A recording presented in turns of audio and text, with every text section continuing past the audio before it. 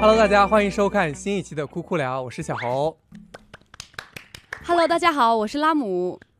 那么今天呢，我们邀请到了我们的好朋友，也是新人演员高茂彤和高嘉妍，欢迎。那给大家做个自我介绍吧。Hello， 大家好，我是演员高茂彤。Hello， 大家好，我是演员高嘉妍，欢迎欢迎。其实今天我们请到2位新人演员来，主要是想聊一下艺考那些事，还有新人演员的这个心路历程和一些比较有意思的经历啊。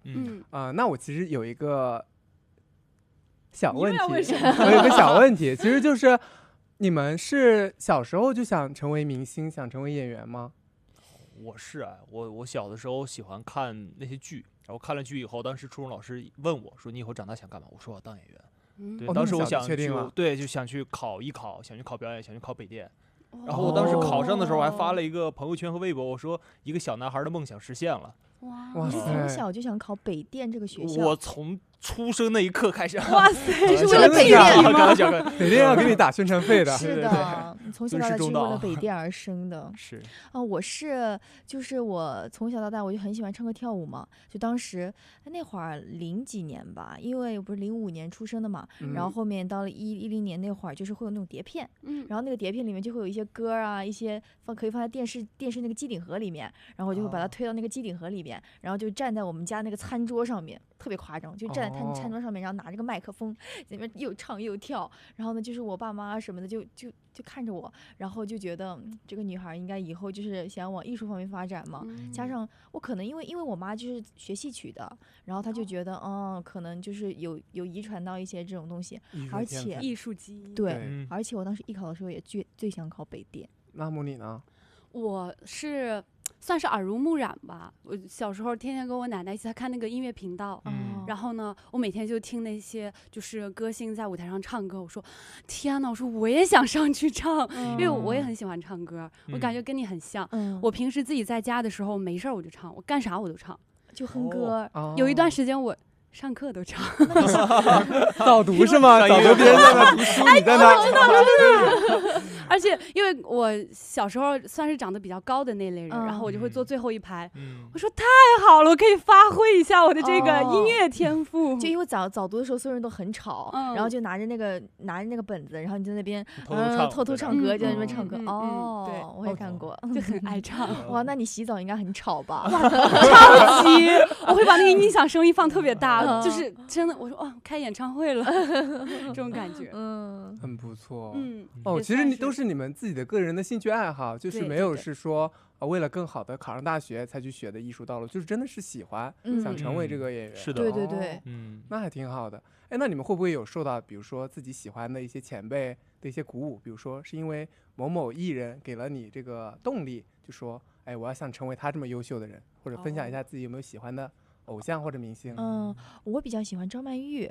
对，我喜欢张曼玉。我看她的那个《龙门客栈》，就是我觉得她那种风情万种的那种感觉就特别好，而且就是其实我觉得她不是那种我们刻板印象里的那种非常大的大美人啊，就是但是她就是身上有一种独特的魅力，就是让人觉得哇，她怎么可以这么迷人，这么吸引我们的注意，然后包括她演的就是那种感觉啊，然后她的一些处理的方式也很特别，就会。反正就是我就特别喜欢，就很想成为他那样子的，所以我很喜欢他。我是读书之后，因为我的老师在之前也教过朱一龙诗歌，所以我特别喜欢朱一龙诗歌，因为我觉得他其实一方面专业很强，其次他也很谦逊很低调，我觉得这是一个演员应该有的样子，所以我一直在以他为目标向他去靠拢。我以为你喜欢朱一龙是因为你长得像他。那也没有到那一步。你没有觉得你长得像他吗？还真的有一点。你别说，你还真别说，我真的觉得他们俩长得有点像。对，是一种风格，一种感觉。对，我一直是想学习朱一龙诗歌，因为上学的时候也听到了很多老师对他的夸奖和称赞，以及他上学的时候。他是北电的。对，我们一个老师。然后他说了一些当时他上学的时候一些人物模仿的一些故事啊，当时他们都，我觉得这应该是一个演员该有的样子。被他们的品质还有一些专业技能所折服啊。对，而且我们现在学校金字塔上还有他获奖的一些获得我们学院奖的一些印章啊什么的。那你的照片是不是也会不久将来就会放上去？我努力吧。快了。那到时候我们一定要去打卡。可以，能进得去吗？北京可以吗？啊，那个时候报我的名字，我尽想办法吧，尽量。哎，你有没有特别喜欢的明星？我喜欢的有点多，你好花心啊！不是比较多样化吧？如果说是我的专业的话，我可能最喜欢的是董卿老师。就是你看他有一个称号央视一姐，对吧？包括很多节目《朗读者》呀，然后还有那个中国诗词大会，然后包括春晚都会有他的出现。然后我就说哇，我说他怎么可以，就是腹有诗书气自华的感觉，淋漓尽致在他身上体现的。我说人怎么可以做到就是出口成章，然后就是处事不惊，哇，我感觉情商也高，哇，真的是。应变能力也很强，对，有文化有涵养。我当时就非常钦佩，然后就是把他当做了一个榜样、偶像，在那个艺考那段期间嘛，算是向他看齐。但其实我还有一个，我都准备要说了，你这里还有一个时候到来，还有一个是我看那个音乐频道的时候，我非常羡慕江央卓玛，你们知道吗？听说过，唱歌的，对。她被称为最美女中音，就是我很羡慕她，是因为她可以作为一个少数民族的歌手，在舞台上尽情的，就是载歌载舞，然后唱歌，也可以把自己家乡的这种民族歌曲，然后带给大家，带给大众，我就还觉得蛮棒的，因为我很喜欢给大家介绍我的就是家乡文化这样子，很想成为一个少数民族歌手来着。你是哪里人？我是四川的。四川人。川西。你猜他是什么民族？我猜藏族。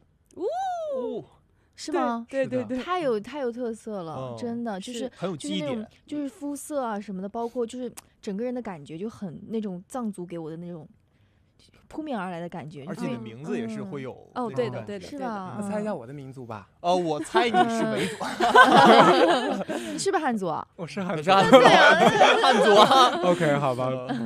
那我也要分享一下我喜欢的。我们在分享完了，对不对？分享完了。你们都好深刻，我就很喜欢刘亦菲，美 ，just 美。你不是喜欢陈都灵吗？都就是那一挂了，真的很多。你只能说不太了解我，不够了解我。好吧，我很喜欢刘亦菲，是吧？我觉得她很有就是自己的那种。我觉得他内核很稳，就是他知道自己想要什么，然后呢就不会被外界所影响。就是他觉得他拍戏的时候就是可能需要瘦一点，然后就是上镜一点，但是他不拍戏的时候呢，他就是会让自己快乐一些，舒服一些。对，所以他这个状态是我昨天还在跟别人提到他，我就说我很羡慕这个状态，我觉得我也要向他学习这个状态。而且他松弛有度，对，他给人的感觉就是淡淡的，对，不真不假。我也很喜欢陈都灵，是吗？好。我觉得，我觉得刘亦菲就是给我的感觉是活得很通透，对，就整个人感觉啥都想明白的那种。是的，就是让自己舒服就好了。我感觉她真的还拥有一张顶级美丽的脸，谁能不爱？好，那说完大家喜欢的偶像，那我们说回艺考啊。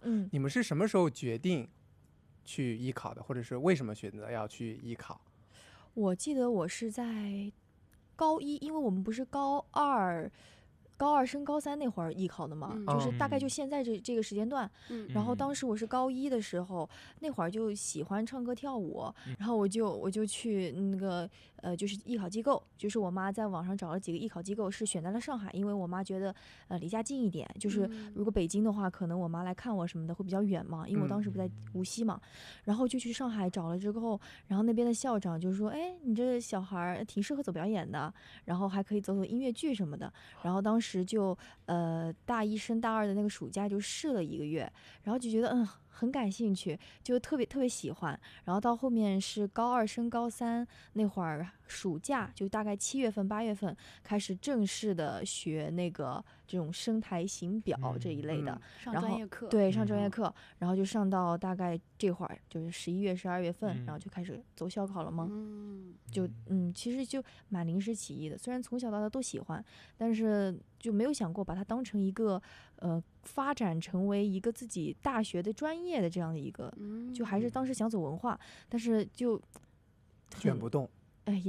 也是我觉得命中注定吧，有一点确实是吧，就感觉要走这一类，就早晚就接触到，你就是该走这个。哎呀，倒也该红的命啊。对，对，然后后面就顺其自然的就走了。我是当时我那时候在做男团，我16、17岁的时候，17、18吧，那时候要艺考，但是我当时确实一直想艺考，那个时候我也跟当时的负责我的人去提出过，然后他们因为确实那个时候活动比较多，也会很忙，所以我就每天早上自己拿一本那个教材，在我们地下车库里开始练，每天早上开嗓，然后再去练绕口令，然后再去练诗歌。那时候被投诉了很多次，天天物业给我们家打电话，我说哎那个哥又来投诉了吗？他说对又来投诉了。我说那我收一点，因为没地方练，我不能去那个小区空旷里会打扰到别人，所以我去地下车库负3，然后一直每天练。那形体呢？你也在地下车库跳啊？没有，我本身就会跳舞。对，我之前做的时候会舞蹈还可以。那你艺考是用的男团舞吗？其实我是先跳了一段维族，然后又加了一段男团。我也是维族我是2个扣一块儿，我自己剪了音乐，然后叭一放的时候，前面跳维族，然后后面再跳这个男团的东西。明白。所以那个时候我也是大概我那时候很紧张，我那时候大概只有1个月的时间去考，然后就把所有东西赶快排出来，然后去考。对，那时候也是压力挺大的，但还好成绩还可以。都是一次成功的。我是一次成功的。我也是。好厉害啊！对，艺考确实会面临，其实很多人都会面临复读啊什么的问题，就是一次考上去真的蛮幸运的，我觉得。这位女士来分享一下自己复读的经历。真的，谢谢。但是她复读的理由非常震惊哦，我非常佩服复读生，因为我觉得复读生是一个，我也很佩服复读生，就是那种压力啊、心理什么的，真的，我觉得复读太不容易了。确实压力很大。说我佩服的是主动选择复读的人。你是分享一下你的故事。谢谢。我是这样的，我本来是20级的然后呢，当时参加完艺考完了之后，上文化课什么的，就是都还挺好的，因为我不想留在四川，我就想去更广阔的世界看一看。但是当时因为我没有参加校考，我是走联考成绩，我当时能填的是厦门的学校，然后我当时就填了一个厦门的学校，但是就在我引以为傲，觉得自己考上大学了，我说好开心啊！我在家里，我在老家，在我爸妈面前，哎，可嘚瑟了。结果有一天，我班主任给我打电话说：“你填志愿了吗？”我说：“我填了。”他说：“为什么我这个没有填志愿的这个名单里面，除了要复读的同学里面，还有你的名字啊？”我说：“我真的填了。”他说你别急，我去找那个教育局的老师把你的志愿表导出来看一下。我说好，我就开始坐立难安。然后过了一会儿，我们班主任打电话说：“8月15号开学，你自己收拾东西来吧。”天塌了。为什么？是没提交账？滑档？是我当时点了保存，但是我没有返回去看，我没有返回去查看。然后最后应该是网络的问题还是什么，就是可能没提交成功啊！太可惜了！我的天哪！但是背后的原因更是令人好笑。背后的原因是，这个就别说。OK， 好，有点太这个可以私下偷偷告诉你。反正就是当时OK， 那我们又不会问的。就是一个马虎吧，就特别马虎。感觉对，我觉得，哎，真的。但也是命中注定。就是如果不是因为有这个事情导致我复读，然后我第2年也不会考去上海，然后我可能不考去上海，我可能就不会有后面去。有各种各样很多的机会，也不会坐在这里。一切都是最好的安排。是的，我感觉冥冥之中就是冥冥之中，就是注定的对，就是命，都是命，对，都是命。这玩意儿我们还是要相信点玄学的。是，而且当时我第2年填志愿的时候，我爸非得让我去读川传，我说我不想留在四川，然后我趁他不注意自己把志愿改了。然后就成功去了上海。对啊，然后我爸就以为是滑档滑到上海。我到现在都以为是滑档。可以，我们到时候可以。他现在知道了。上海多好呀，对，是吧？那你大学4年在上海，是不是就是感觉去了很多好玩的地方？然后那边也是，你吃得惯吗？上海？吃不惯啊，是吧？因为你们四川是不是吃辣吃比较多？上海那边很甜。对，它偏甜口。对啊，但是我尤其是当我去玩的时候，我看到他们有什么肉汤圆，两眼一黑。肉汤圆不是很正常吗？ Oh no！ 因为我是无锡的嘛，我非常吃得惯，我觉得它和我的那个口味非常相似，因为我们那儿就是甜口，就是白砂糖战队这种，所以那不如吃黑芝麻的呢。我没有吃过黑芝麻的，黑芝麻或者花生，我们有肉汤圆的，如果是肉，不如吃饺子。像饺子，对啊，对啊，对。哦，我们扯远了，来，有点扯远了，我们再回来。那话又说回来了，话又说回来了。我其实对艺考一点都不了解，我甚至都不了解它整个的这个流程，它跟文化生好像完全不一样。就是你们是除了艺考这一部分，还是要参加文化课的高考？当然，是的，我们要过线的。哦，然后你们艺考是可以考很多个学校。对，我们统考和校考分为2种。对，又是好复杂。对，这个有点复杂了。对，这个就有点复杂。就是省联考和校考。对。但是你们大部分就是比如说要学某项技能的话，都要报机构去培训或者是统一训练吗？其实现在变成这样，慢慢变成这样了。对。其实之前就是一些有天赋的，或者说是一些想要走艺考的，然后他们就会去校考嘛，就各个学校报名，然后去各个学校考试。但现在慢慢的艺考变了。有点系统性，有点模式化了。然后就是大家会通过去报机构的方式，不然的话可能自己不会像机构一样，就第一时间获取到那么多的信息，知道这个学校开始考了，这个学校要考什么内容什么的。然后机构就相当于是一个跳板吧。会有信息差的存在。是的，对，明白了。刚刚佳燕其实也提到了天赋，其实我看好多人在网上会问，他说学艺术的人可能觉得天赋比努力好像还要重要一点。那关于天赋和努力这2个，你们觉得哪个好像更重要一点？哪个占比更高一点？我觉得50%吧。是吗？50%。我觉得考上和艺考的时候不一样，就是我觉得艺考的时候其实努力占8，天赋占2。但是如果说你真的成功上岸了，在大学里的话，其实我觉得天赋占8，努力占2。会反过来，会反过来，因为其实艺考的时候，你和考官啊，他就是第一次见面嘛。其实考官他在短时间内是不知道你是不是，就是他无法真正的判断你是不是有一个有天赋的孩子。但是如果说你非常努力，你可以在短时间内，因为我们现在其实初试就是30分钟唱歌，30分钟跳舞啊，呸，30分钟我得累，30分钟我要累死了，不好意思，30秒。就是非常短，就是可能考官要展现最精华的部分。对，就是可能连你脸都没看清呢，你的视频就已经过去了。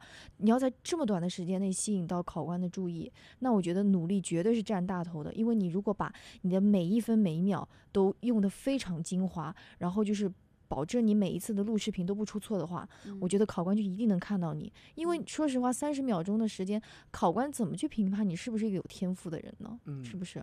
然后，所以我就觉得但我觉得这是基于一些比较统考这类型。其实你如果要去校考的话，你像考电影学院、考戏剧学院、考传媒大学，它其实更多会有复试。会让你线下跟老师们去接触和交流，而且一个复试考一上午。那我这种初试没过的呢？但你上戏不是也到复试了吗？就是上戏到复试以后，其实那个时候会更看老师和学生的交流，然后你会去看一下你这个小孩到底灵不灵。在天赋上面，所以我觉得也是有一定的占比。但是我觉得表演一定是一个可训练的东西，它不是说一个没办法训练的东西。对，它可以培养，因为我们后面3试啊什么的，基本上就会以工作坊的形式。复试上戏是工作坊，应该是。是工作坊。对，我们当时是工作坊，就相当于是一个老师给10几个考生同时上一堂课，然后呢会有很多很多的老师坐在下面就这样看。观察对，观察，然后打分啊什么的，这种就是后面的形式了。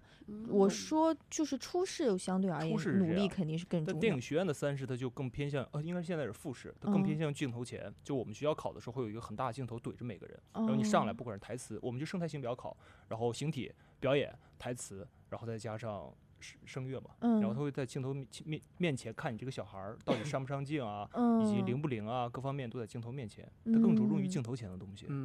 但是其实镜头前现在很多机构也会进行训练，会培训的，会训练的，对，会进行这种，就越来越细致了。我其实可不可以这样理解，就是努力决定了我们的下限，但是天赋决定了我们的上限，是吧？是的，然后。你刚刚说那个艺考机构那些培训啊之类的，是不是会有点听起来像模板化的感觉？就是好像把人都训练成一个样子了。我可以这么理解吗？也不一样，因为他每个机构，我前2天跟一个老师吃饭，我觉得还特别受用他说了一句话，他说现在大学老师去教你，他不是为了让你成为他，而是让你成为更好的自己。就是每个人他在生活中每个人的灵气的点不一样，有的人在爆发力，有的人在感受力，对吧？有的人在情绪的掌控，所以他只能让你变得更好，而不是把每个人都教成自己的老师。我觉得这个是挺重要的一个点。我觉得现在艺考机构也都在因材施教，他觉得这个小孩可能感受力更好，那我们在感受力方面给他更放大，把其他的扬长避短嘛，大家都是这样子。所以我觉得模板化不一定。对，我也觉得不一定会模板化，不太一定。对，但是其实就是你可以自己去找一些自己就是比较擅长的点，比如说你觉得自己的感受力很强，那你就尽可能的放大自己的感受力。然后你觉得自己爆发力很强的话，你就是比如说你的形体啊，像声乐什么台词里面就可以加上一些爆发类的东西，比如说台词就可以搞一些比较爆发力的稿件，这样子，就是放大自己的优点，然后扬长避短嘛。是的，因为我觉得艺考是一个扬长避短的过程，但是如果说你进入了大学，我觉得就是一个修补短板，对，就是反而你要去挑战，对，反而需要去修补你的短板，然后就是你的长处呢，你要去维持它，但是你就不能一直去依靠你的长处。其实艺考更相当于是一个面试，对，一个大型的面试。对，你有没有什么相关的经历可以分享一下？跟什么相关的经历？艺考啊。对啊，播音模板化吗？现在对啊，我也很好奇。怎么说呢？我们考播音的时候，老师也会根据你的声线然后去挑你适合的稿件。因为每个省的考试内容不一样，比如说四川省它是考的是指定稿件，那个自备稿件，还有一个即兴评述。然后呢，像自备稿件就是我们每天都会自己练习的一个专属于你自己的稿件，对，向老师展示的。是的。那在这个自备稿件上，老师就会给你花很多的心思。就比如说你可能声线比较细，可能比较温婉，他就给你找一些，比如说什么就是比较温婉一点类型的稿件。对，比如说我当时因为可能我嗓门比较大，然后老师就给我挑了一个带有一点点那种。我直接把稿件名字告诉你，就是穿越千年的驼铃。你一听这个名字就感觉确实跟我很贴。对，他就会根据这个去给你挑选。但是其实即兴评述这个东西是不是会有一点模板化？也不算是模板化，对，他会告诉你一些方式方法。对，就比如说你可以把即兴评述当做是一篇议论文，先抛出观点，然后举例子，然后再总结观点，这是一个大框架。对，但是里面具体的东西你需要自己不断的去积累，不断的去方法。对，是也是这样子。其实很多时候老师也是会根据你的特色、你的特性去给你指定一些你要考试的内容。对，但对于我完全没有涉足过这个圈层的这个人来说，我听起来就有点像八股文。对我的理解来说是这样子的。因为我不太了解，听起来感觉是。有些老师甚至还会根据我们的风格特色，然后给你挑选你艺考的服装。是专门去定做，对，会有的，对，会有，就不会说所有人都穿一模一样的播音服，我们不是，对，因为有的每个人适合的颜色都不一样，像播音的那个西装就是五颜六色的哈。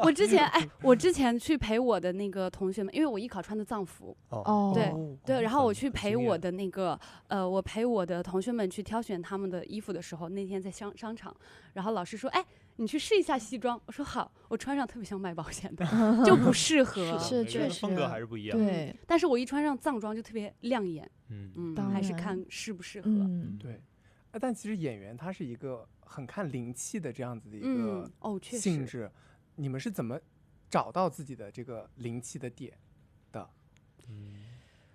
或者你们觉得你们自己有灵气吗？你觉得我们有灵气吗？刁钻这个问题很奇怪，我不是故意的。其实我们觉得演员这个事情，灵气确实固然重要，但是我觉得每个人其实从小到大都是有灵气的，就很少有那种比较木板的人。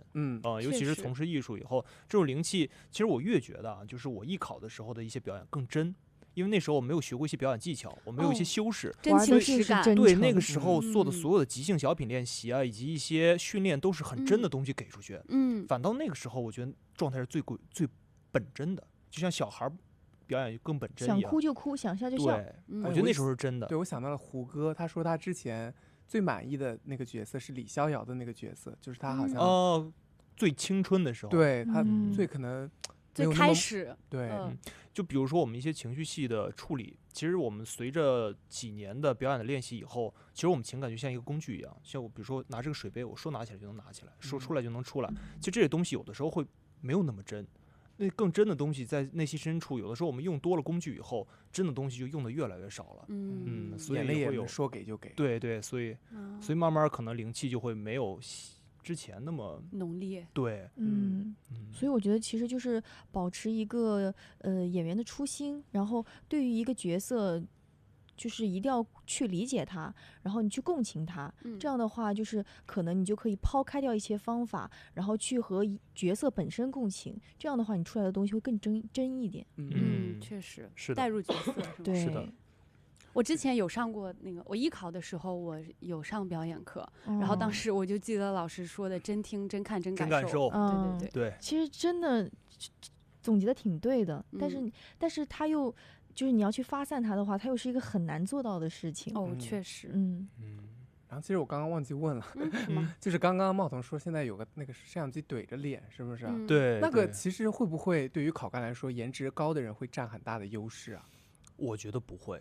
我觉得什么样的人占优势？有记忆点的人会占优势。你想想，有特色来到电影学院复试的，基本上大家都是不会是千篇一律的人。对，也可以说高颜值，但是其实更有记忆点，对老师来说会更容易被老师记住，因为人太多了，他们一天可能见几百号人，那几百号人能记住的可能就那10几个，剩下就是你可能表演更真。就像我刚刚说的，它都是真东西眼睛里，因为摄影机到这儿以后没有假的可以藏了。你用一些技巧的话，其实是不好用的，就像照妖镜一样，你真的就是真的，假的就是假的。对，他那个镜头里其实也不是光看你的脸嘛，毕竟你在表演的时候，他那个镜头是全程都对着你的，所以说如果你眼睛或者说是你的内心透露了很多东西，就可以从你的表情啊，包括就是眼神里面透出来，这些东西其实也是可以抓住考官。我们当时电影学院3试有一个考题，就是当时考试的时候，就是对着镜头，就是对着镜头说一句自己最想说的话，自己最想说的话。那个时候其实你不管什么情绪都要往外涌嘛，你不能只是说一句很简单的话，肯定要情绪，肯定要有规定情境。然后你当时那个时候说的时候，其实就是真的东西，他就是想看你真的东西，他不是想看我用技巧去带出来的情绪。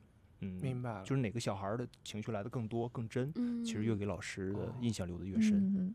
我为什么刚刚问这个问题呢？就是因为我前段时间在抖音里刷到了一个视频，就是一群艺考学生，他们是学播音主持的，然后他们就说这个机构很黑心，是赚得盆满钵满，就说这些可能岗位或者是想要艺考的人，可能对这些形象要求会比较高，然后他们就说这些机构很黑心，所以我刚刚就说我颜值在这个艺考的过程当中重不重要？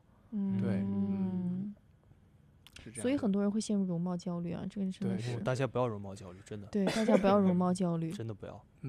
虽然我们也会焦虑。我们大大的焦虑，但是我们告诉你们，你们不要焦虑。那你们在艺考过程当中会不会遇到一些问题啊？比如说你们在考场当中突然忘记台词，或者是忘记歌词之类的，有没有这种？你说的是艺考的考场，还是平时就是工作的场景？对，哎，我不知道，因为我不太了解。就是你们在或者在准备考试的过程当中，有没有遇到过这种突发情况？有没有什么应急的措施？就你们老师有没有教过？我其实如果突发情况的话，我之前还真遇到过。我是那时候去考中戏的前一天，然后我当时是去寺庙去烧了香，然后那时候穿着自己的艺考的衣服，然后准备下午去给老师看。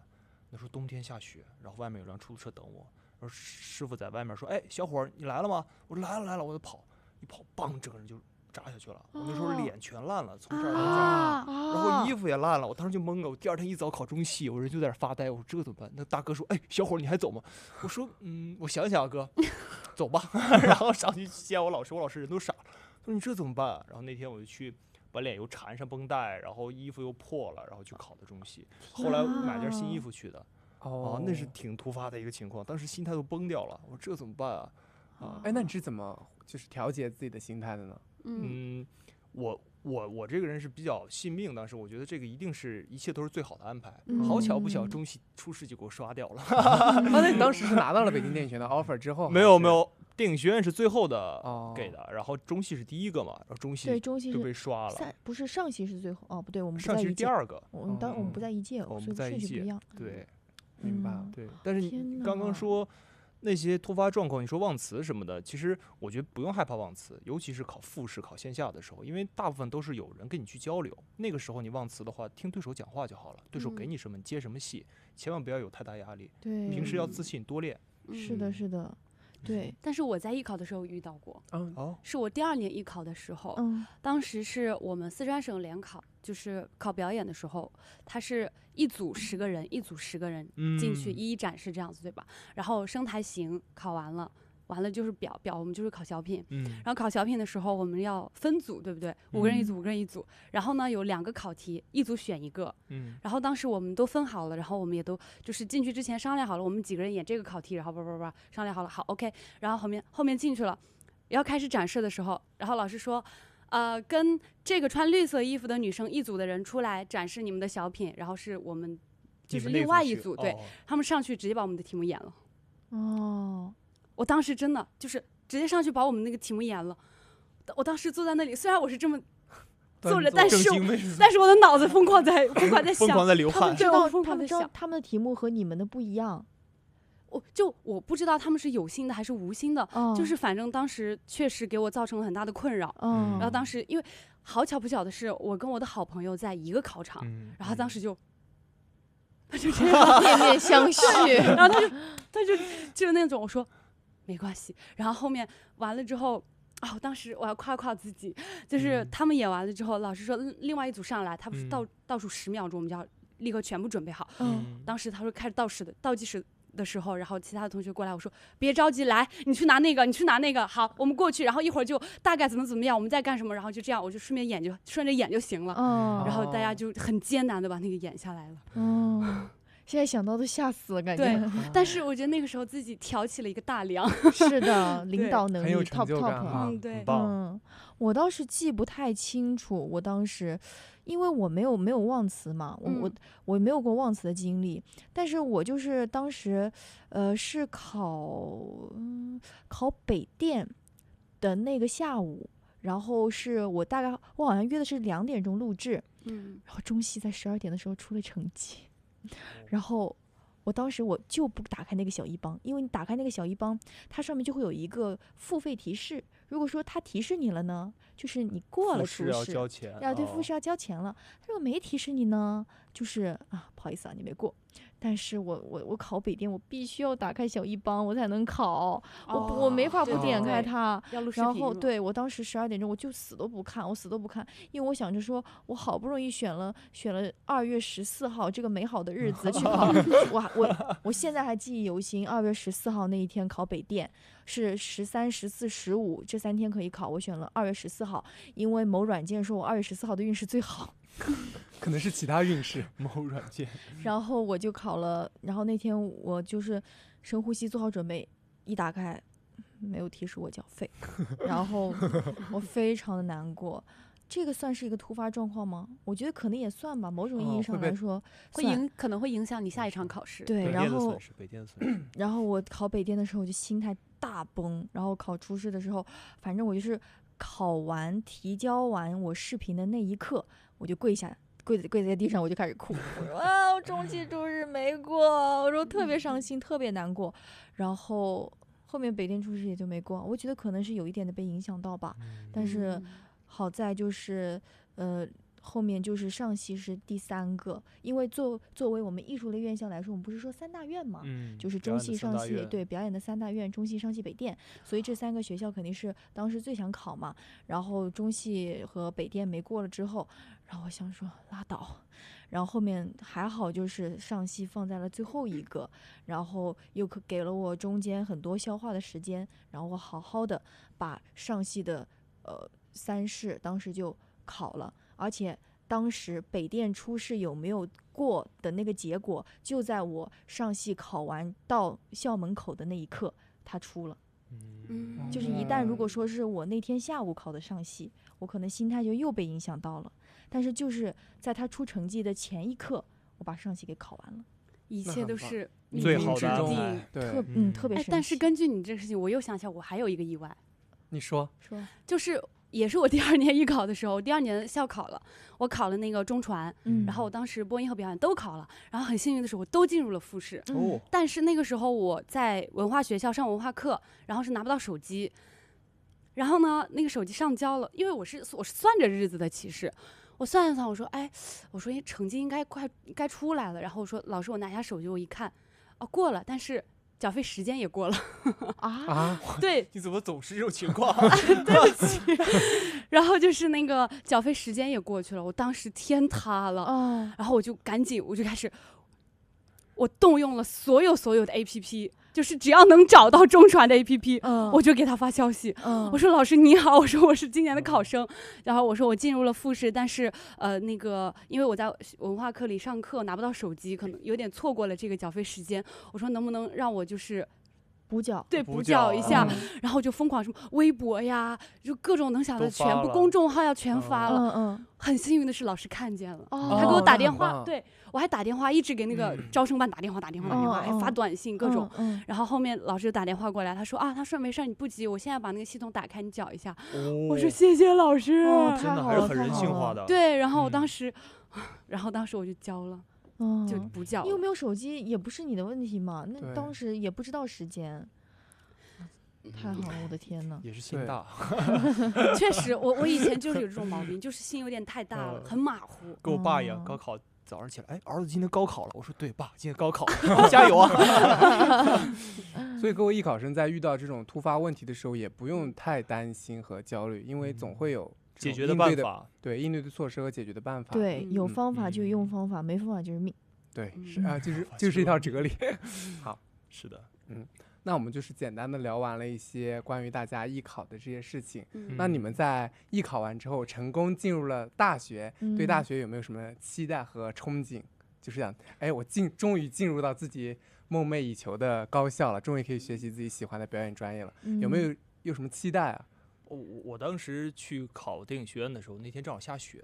考复试，考3试，最后一天考3试，那天正好下着雪。然后我当时记得是17的一个师哥，撑着伞走到外面，穿着一身那时候我们学校羽绒服还是白色。他说：“那个表演学院的考生这边集合。”然后我们过去集合。我当时想，哇，这师哥也太帅了吧！然后转头又看到一对师哥师姐，就撑着伞，都是白色的羽绒服，长得特别漂亮，2个人在雪里走。我当时想，这应该就是偶像剧吧？就这样了吧，偶像剧。对，那时候我觉得对电影学院是无限的憧憬和美好。我当时说，我要是如果可以的话，我一定要谈一次校园恋爱。当时是这么想的。结果没谈上。这是你的初印象。对，这是我对电影学院的初印象。我当时就是上戏，我就是在开学之前我就去了，因为开学前大概2、3周的时候，我就迫不及待的我说我想要以一个就是已经应届生的这个学生的那个去一下，然后呢我就在那个校门口就合了张照，然后还发了各种社交平台。我当时也是。对，就是说终于如愿以偿了，然后那反正就是发那个。录取通知书的时候，我就在家里，我就等着，我老是刷那个 EMS， 我说真的还不到，就是当时在入学之前就已经是那种满满的期待了。然后当时入了学之后，我觉得我的期待值虽然还在加持中，但是我超级无敌紧张，就是因为我觉得能考上的一定很美很帅吧。然后就是在进学校前那一晚上，一整晚我都没有睡着。我完全没有睡着，就是激动。对，当时我和我爸妈住在外面的酒店里面，然后他们睡得老香了，然后我就一个人在那边，我说哎呀我怎么办，我睡不着，然后就一通宵到第2天，因为真的没睡着。然后第2天去报道完，然后弄各种各样的一些流程啊什么的，然后就见到了自己的同学，然后那会儿就觉得确实都挺美挺帅的，然后就有一点是不是时间长了以后大家都太熟了以后就也就那样了是吧？但是当时就是很紧张，然后又觉得哇，就是大家都是精挑细选出来的，他们专业一定都很好吧，所以说从期待后面会慢慢的变为紧张，然后又会夹杂着一点小焦虑，对，所以说我觉得当时刚入学的时候的心态非常的复杂。原来是这样子的，我以为就是大家入学了就好开心然后我是那种好开心，找网吧，我要去上网了。我是紧张的，我是老紧张，情感还蛮复杂的，我老紧张了，当时特别紧张。那我跟他们2位完全相反，就是我很羡慕你们能够去学到表演，因为我当时第2年艺考的时候，其实我主攻的是表演，我是想考表演的，但是结果不尽人意，就是我的播音考得很好，然后呢，最后就是走了播音这个道路，所以我很憧憬能够去系统性的学习一下表演这个专业，所以我很羡慕你们，所以这就导致有一点失意。我刚进大学的时候有点失意，因为我学了播音。然后其次，其实我本来也很喜欢播音啊，我说那也可以。但是呢，我在学校学的是解说，游戏解说吗？那个对，电竞解说。哇，没事，你继续。对，你很喜欢玩游戏。对啊，我们学校是学体育解说和电竞解说的。对，但是我当时其实有点失意，我很失落，我整个人就是灰蒙蒙的。我说，播音也学不了，表演也学不了。我又不懂体育，我又不懂电竞，就是会有点这样子，然后就特别失意。我前2年我去学电竞解说去了。这位哥老爱打游戏，真的。我前2年，我大1、大2过得特别的颓废，超级。我就是上课还有一个原因是我感觉我其实刚进去的时候上课我还是有热情的，因为第2年确实是在打基础，在学播音课，但是我感觉没有被老师看到，然后我就更丧了，我整个人就是丧的，简直我在宿舍里整个人就可能散发着一股丧的感觉，阴湿味儿，对，很颓废，干什么都没有劲儿这种。后来就是大2那个暑假，我突然一下我说这2年我在干什么？我说我不信，我的专业会这么差。然后呢，因为我们有小学期，小学期的时候那个暑假，老师上小学期的时候，我就是狠学，我猛学。然后我们最后会有一个考试测评，然后会颁奖，然后有一个排名什么的。当时狠学，猛学，然后我当时拿到了奖学金。我当时我就说，对，虽然没有拿到最好的，但是也是第2好的嘛。我当时那一下我觉得，行，我觉得我自己还是有点专业的，有点实力。我说，不然我真的要怀疑我自己，有点学不下去感觉。我甚至刚进学校的时候，我也有去想过转专业，转我们学校的专业，转到表演。但我们学校学的是武术表演。但我们学校是武术表演。对。你看，这就是男生和女生的区别。我们去了以后，哥4个傻乐，每天不知道乐什么，就嘿乐天天。对啊，女孩子的情感其实还蛮复杂的。对，所以我其实。大学前1半过得非常的煎熬吧，但是后来我自己就想明白了，我既来之则安之。虽然可能想明白的有点太晚了，就已经大3了那个时候，但是那时候也自己想明白了。我说，那如果说一方面我没有很喜欢，其次可能也感觉自己没有很发挥的很好，那我就试试有没有其他的途径。然后我就开始去做一些跟自己专业没有那么相关的事情了。现在很棒。那进入大学之后，你们所学的课程和想象中的一样吗？就是和那个艺考机构他们教的课程一样吗？其实是一样的。一样的。对，就大部分一样。声乐课、台词课、形体课、表演课这样子。但是我们学校大1的形体是芭蕾基训，然后下学期的是那个舞台打斗，就是就怎么打你。就这样的，对，然后等到后面还学了那个戏曲身段，对，就是每个学期它统称为叫形体课，但它形体课里面呢又分了很多的板块，就像我们这个学期又变成了那个现代舞。就是对，变成了很多，就是分开来教你，但统称为形体。然后呢，声乐呢，就是一开始是比如说唱点民声、美声啊什么的，然后后面这个学期就改成了学音乐剧。对，但是又是统称为声乐课。然后表演的话，其实就是就表演课嘛，但是可能就是每个学期工作的方向都不一样。比如说大1的时候就工作一些无实物啊，即兴小品啊什么的，然后可能大2就慢慢的进入了什么国内外经典的那种片段，然后到了大3可能就是开始一些比较完整的就是比如说像那个喜剧那种类似于妈呀，我玩那个哈姆雷特那个叫啥来着？那个悲剧，反正就是喜剧悲剧，就是有一点偏风格化这样的，就演大戏的这种。对对对，就风格化一些，就是每个学期都有不同的一些程度，但是就是还是声台形表。会有理论课程吗？有也会有理论课程，比如说什么毛概、马克思。这个是会教表演理论吗？会，表演理论也有。大一会有表演理论，表演理论也有，就是会有文化课的。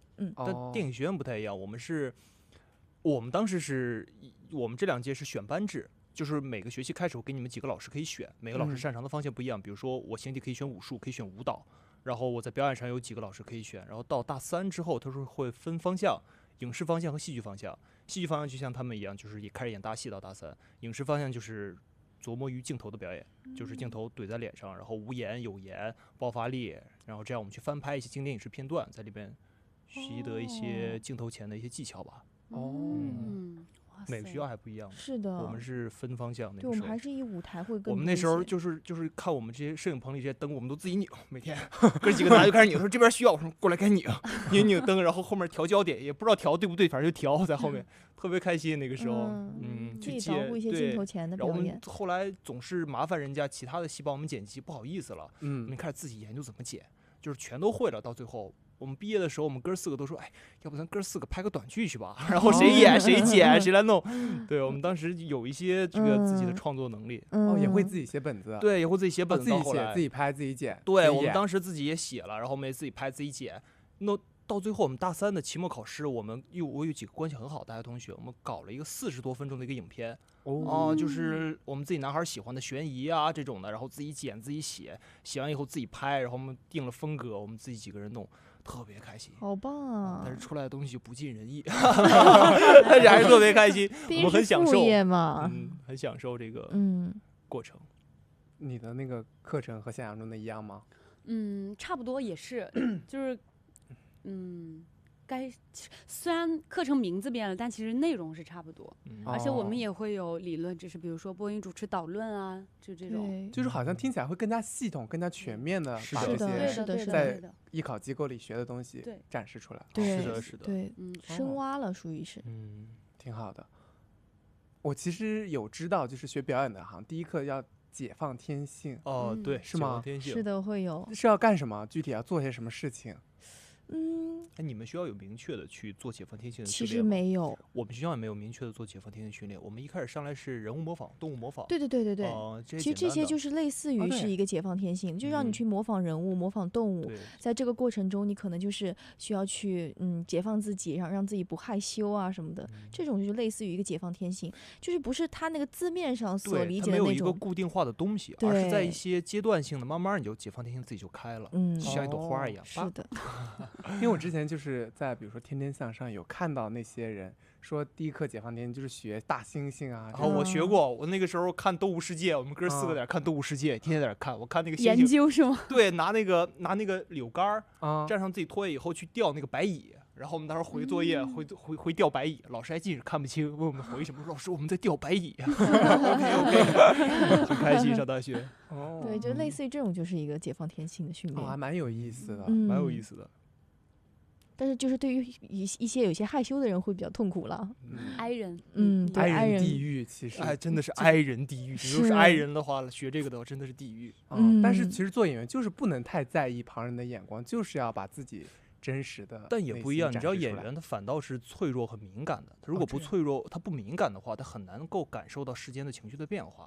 他敏感的话，他很难也避免掉他人的眼光。我觉得这是一个矛盾的事情，对，只能是说让自己更加的坚强，更加不在意，但是不能说感受不到。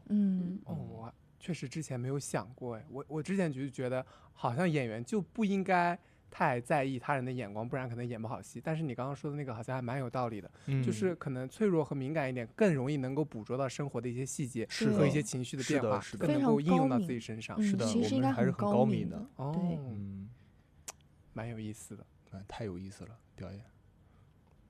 我记得你解放天性过，在有间合租屋的时候。我们之前在那个我们录的那个有综里面，有一期被称为什么有间超越班，对，就我们在进行，就是先是解放天性啊，或者说然后去翻拍一些很有名的片段，我们俩还进行了一些即兴表演。可以去看一下哦。对的呀，现在就去看。你们可以看一下我们前面解放天性那段，这有点不像人，反正对，确实有点非人类的感觉，不知道在干什么。就有点太豁得出去了。但是就爽了，是不是？爽确实是爽了，那我但是在互联提问一下网留下了黑历史。你们两个有在这种表演的训练和表演的片段里获得爽感吗？就是会自己演完以后会很开心吗？会很会 enjoy 爽这个事情吗？会很会爽，对，我觉得这就是表演的魅力。嗯，我们也会这样，我们每次演完以后都会特别爽。演话剧啊，演影视剧，每次自己演完以后，一喊咔完以后，觉得很爽。这就是表演的魅力。尤其是获得掌声之后哈，哇塞，满足。对，反正不管那个，反正他都来了，肯定会给你鼓掌。演的好坏先不管了，先不让好鼓掌，反正都会听到掌声。我先爽了再说。对，确实，很开心。那你们还记得就是在这个大学里面第一次排练剧目的这个感受吗？还记得是演的什么剧、什么角色吗？记得。大一的时候我们是那个。其实就是演自己，我们大一的时候因为是，对啊，因为我们大一的时候是那种无实物，然后还有回那种单人小品、双人小品，其实那种更多是从自己的生活中去挖掘一些有意思的事情，然后把它演出来，可能把它拓宽成一个故事，所以更多的还是去演自己，当时可能小的时候，或者说是在什么阶段你的一个状态，然后你的一个故事，把它发散成一个可能1-2分钟的小品。相当于是，然后到后面才会慢慢的进入片段的话就是去演别人了，塑造人物了，对，就塑造人物了。你先说，我想想我第一个演的啥来着？我们当时我就不说第一个了，我说一个印象比较深的一个，因为第一个太多了。第一个的话，演星星是我第一个。我当时记得我们当时国外戏剧片段阶段的时候，我演了一个片段叫《巴黎圣母院》我演那个卡西莫多钟楼怪人，然后那个时候我在背上绑了几个沙包。驼着背，然后脸画的也是很奇怪，然后我就从那个后台上去了。有一段是正好是我去找我们班另一个同学，然后他是杀害了一个人的凶手。原剧情是我跑过去抱着他，我跟打架，打刀掉下来了，大概这么个剧情。那时候是领导审查，就是学校里就是院长啊什么都要看，因为要公开于市场和社会，大家要进来看的嘛。他们先看看能不能过关这个项目。看领导们在底下，我跑出去晃，我说兄弟，你刀呢？兄弟，我没拿，这怎么办啊？他说，你让我想想啊。我们俩真在台上说，然后把我给推开，哥们地下无实物出来一把刀，手里拿把空气刀给我指下去了。那时候我们特别开心，就是总是有这种掉东西啊，或者忘拿，还有的时候上台，因为换衣服太急了，扣都记错了，或者有时候扒这边我们欧洲戏打开，地下有一把日本武士刀，我们当时特别开心。我们上学的时候，就总是会有这种零零散散的事儿，对。反倒这些意外是我们大学这么多年过来以后还能记得起来的一些点。感觉好有趣啊！对，有趣事可太多了。对，我印象最深刻的是，我在大2的时候演的一个角色叫马斯洛娃，她是那个复活，我不知道你们知不知道，就是复活里面的一个女性。当时就是排练的时候吧，老煎熬了，因为就是那个女性她其实是一个她是一个被。他的一个男性伤害的一个角色，然后他的其实精神状态已经不是很正常了，然后他在监狱里面，然后呢又抽烟又喝酒，然后一开始的时候我演那个微醺状态啊，老师就看到我那个微醺，他就是已经无语了。他说你这是微醺吗？他说完全就是一个喝醉的疯女人在舞台上，就因为我想的微醺就是这种，对，就把控不好那个度，你知道吗？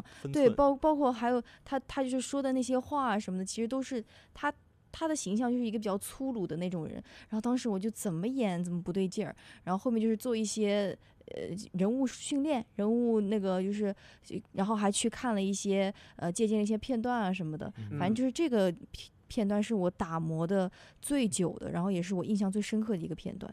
反正就是我们每一个阶段都会有每一个阶段的这种不同的任务，就包括你要先演国内的，然后再演国外的，对，然后可能再演一些风格化的，然后就会慢慢的接触到很多的剧本，然后去了解到一些不同角色的一些故事啊什么的，然后就是会觉得就每个故事都很有意思，然后演每个角色的时候，每个角色又有不同的性格啊，然后他们的生平啊什么的，你又可以去就是了解到，所以我觉得其实真的蛮好的，对我们的就是积累啊，包括去感受不同的角色，这样给我们觉得原来他还有这样的一段生活呀，慢慢的就是会打开我们的视野，然后就吸收到更多的东西。而且我插一句，就是每次我们塑造过这些不同的角色之后，我觉得这角色都会在演员身体里住一段时间。对，每一次塑造一个比较风格化的角色，我觉得我那段时间那个人就会风格化。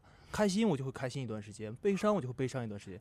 我觉得这才是表演最有意思的点，这也是我们一直热衷于这个行业的原因。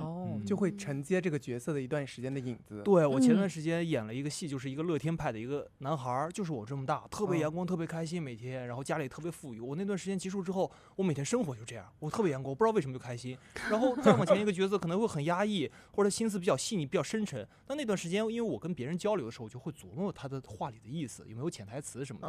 所以那段时间我人也会变得有一点那个方向，我觉得很有意思，沉浸在里面了，有一点很 enjoy。那时间久了会不会分裂所以是真的会容易有这种可能性的。如果你特别细吃的话，可能你们学校也有，我们学校有很多这种戏疯子，特别喜欢研究戏。是我觉得到中后期真的会会有角色的影子在身上。想到那个《霸王别姬》。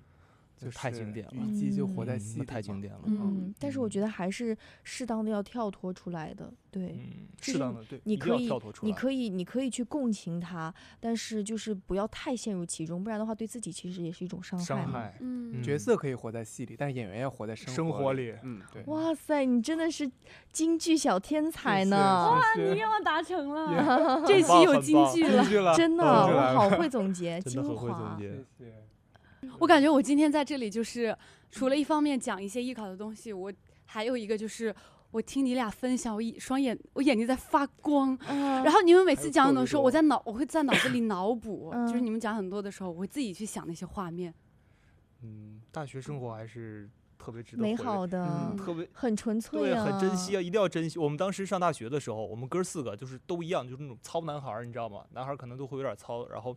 我们当时哥4个就是那个洗漱篮，我们当时发了朋友圈，4个人就1瓶沐浴露，我就是洗头、洗身上、洗衣液、洗脸，就1瓶沐浴露，跟4个13效合一。对，然后13效合一，然后我们各自拿各自水卡那1瓶沐浴露，哥4个一边洗一边聊天聊戏，每天晚上灯一关就开始聊表演，然后可能大家一块看个电影，就说哎，他怎么这么演？为什么他会这么演？他演这样是为了什么呢？每天晚上聊特别开心，我觉得那也是我表演上升的最快的一段时间。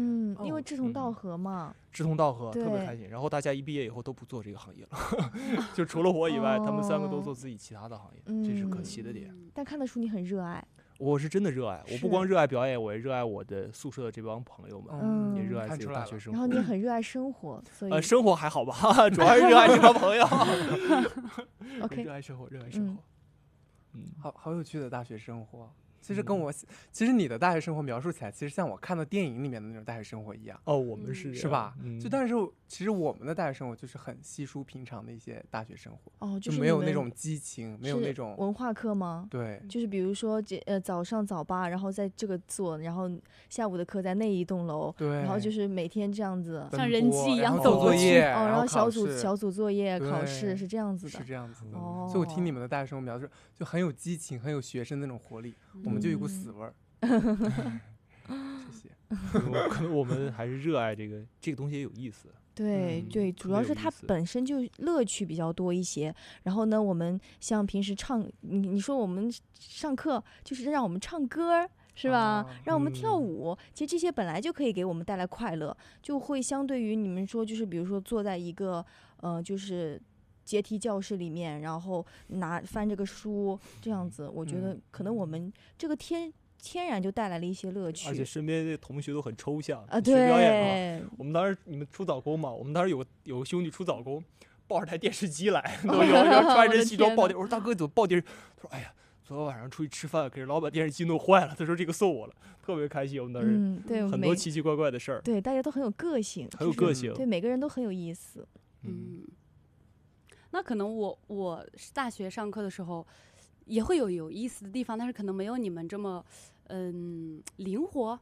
就是我们上课可能我现在印象最深的就是我们会有那种综艺节目主持的课。然后呢是对。这个课程名字就叫综艺节目主持。然后老师呢，会让你选一档就是现在已经有的综艺节目，然后让你根据它，然后你们就是几个人一组，几个人一组，然后你们自己去自创一个节目，无论你是做什么内容，然后你们要自己去请嘉宾，就无论你请谁，你都可以自己去请。然后当时我们那个小组就是做的关于我们那个参考的是时光音乐会。对，然后我们做了一个类似于这样子比较慢节奏、轻松一点的这样子的一个综艺。然后当时还有就是我觉得能够发挥我们的创造力，因为舞台的设计全部都是我们自己去弄，然后包括灯光，然后后面的海报，然后你需要用到什么道具，全部都是我们自己去准备。老师就是最后看你呈现出来的东西。那跟我们当时拍那种视频一样，对，我们当时拍影像上课的时候一样。对的。而且我们除了我们的教室当时是这样子，就后面就是这样子，后面就是有一半这样的这种。我们是蓝色的，然后一个这样子，然后这边是那个那个叫什么主播台这边是主播台，然后后面有2个大电视，然后这旁边有一个墙上挂着的电视，就是可能上这个课的时候你在这站到上面去讲，然后老师给你讲，然后你巴拉巴拉你新闻播报，然后上这个课的时候你可能在这里读新闻稿件的时候，上的这个课的时候你在这里综艺节目主持，就是这样子。说完了大学生活有趣的部分，肯定还会有一些比较难熬或者是难忘的时候。就比如说你们有没有拿到过一些觉得比较难演的角色？大学期间吗？对，就是或者是。因为其实我们大学就是虽然说他给你规定了一个，比如说你一定要演那个国外的或者说国内的经典片段，但是其实还是基于自己愿意，就是比如说你对哪一个本子或者说是对哪一个剧本更感兴趣，就其实还是蛮自由，然后蛮灵活的，就是你可以选择自己喜欢的角色去演。对，那你找到了自己喜欢的角色，是怎么揣摩这个角色的特点呢？就是因为我觉得因为你要表演出来嘛，对，你是要了解和理解这个角色。是我当时有一些方法，是我大一的时候，也是我的老师教我的。那个时候我们传统的斯坦尼都说是演员应该是由内而外的，你先内心感受到，然后慢慢的涌向外部嘛。如果你内心有了，其实外部的所有的行动都是准确和对的。那个时候我总觉得内心找不到，因为男孩你知道有的时候他会比较大咧咧，对，他就不会在意那些细致的东西。我当时就跟老师说，老师说，他说你这样冒头，你这样试试。他说你先通过模仿人物的外部形体特征，慢慢的感受到内心。你可以有的时候去由外而内，比如说我去演一个出租车司机，那你他做久了以后，他就会有这个颈椎病，时间久了，所以你就慢慢去找他一种驼背的感觉。你时间找了久了以后，你慢慢内心中就会感受到这个人的一些行为的方式，慢慢你通过骗，就骗自己就觉得他就是这个人了。由外而内，然后你慢慢就会找到这个角色属于他的方向。就比如说你模仿一些人，比如说他特别喜欢一些心思比较深沉的人，他会说话很慢，他会盯着你看你眼睛里的破绽。这些东西就是慢慢你从外而内的去感受到内心的东西。或者你去写一些人物小传，丰富人物的一些周边，几岁的时候在干嘛，几岁的时候在干嘛，慢慢的你把人物理解的更透彻、更详细，然后你对这个角色的展现就会更细致。明白了，还是要做很多功课的。是的，我刚刚就想问，就是说塑造一个角色嘛。之前我艺考的时候也是老师说让写人物小传，然后一写就是好几千字这样子。那你们就是进入大学之后，比如说每次要表演一个角色，要塑造一个角色的时候，每个都会写人物小传吗？基本上都会写，因为我觉得人物小传就是你要去，也不一定，你演猩猩怎么写呢？对，今天我是一只猩猩。就是演那些片段的时候肯定是会写的，就是因为你要了解他的生平嘛，包括他几岁，然后他是干什么的，然后他的形象是什么样的，然后他发生了什么故事。我觉得他人物小传也不是说必须要写，但是我觉得它就是一个辅助工具，它可以帮助你去更好的了解这个角色。所以我觉得那如果他能对你有帮助的话，你为什么不去写呢？对吧？对。那你们觉得在大学当中学表演最重要的是什么？一个课程，也不一定是课程，可能是你在某一个生活的细节当中学习到的一个东西。比如说观察，对，比如说你觉得学表演观察很重要，或者学表演想象很重要。你们觉得学表演是什么很重要？学表演是热爱更重要，热爱最重要。就像我刚刚说的，其实我进步最快的时候，永远是宿舍熄着灯，几个兄弟我们一块儿去讨论一个电影，讨论一段表演。那个时候你会不断的迸发一些灵感，我觉得那个东西远比在课上学到的东西进步的快，因为那些东西我课上学到以后，我更多是老师给我的东西，而不是我自己的东西。也很难去消化成自己的东西，反倒是我们在晚上去讨论老师今天课上讲的什么东西，我觉得老师这样讲的不一定对，我们试试自己的想法要不，然后我们第二天再去实操，再到课堂，再到教室里去实操，我觉得那是我进步最快的东西。我觉得那也是因为热爱。你想我是一个生活中比较懒的人，你想我洗澡都是一瓶沐浴露洗全身的人，但是我能为了这个表演的东西，第二天能起一个大早，然后去到表演教室里去琢磨去练，我觉得这个东西就是热爱。因为我觉得热爱会把你自己放到一个主动的位置。对，是的。我觉得是初心吧。初心。对，还有坚持。就是因为其实很多人，就比如说像我们上了大学之后，就是会慢慢面临，比如说像大一的时候，可能还是一股脑着，大家就是说哇，我考进来了，然后就是一股脑着学，然后就是大家都傻呵呵的。但是后面慢慢到了大三、大四，面临就是就业的压力了，然后就是可能就是到时候我该继续走下去，那我该做什么？我是要考研呢，还是说我是要工作呢，还是说我是要怎么样呢？就慢慢的就是人会变得很迷茫，然后这个时候大家就会有各自不同的发展。可能有些人他们就是签公司了，有些人他们出去拍剧了，有些人就考研或者觉得自己不合适就转行了。所以我感觉就是那个时候你就要真正的问自己，你当初考进这个学校，你是愿意做这一行吗？还是说你是真的热爱？还是说你不得不就是觉得文化课实在是不行了，然后然后考上了这个学校，就这么混了4年，其实你并不适合这个专业，你可能想着说去做其他的了吧。就是每个人都会有自己不同的发展，那个时候人就会变得很迷茫，是的，对吧？然后就要问问自己的初心，就是你当时考上这个学校，你到底是为了做什么？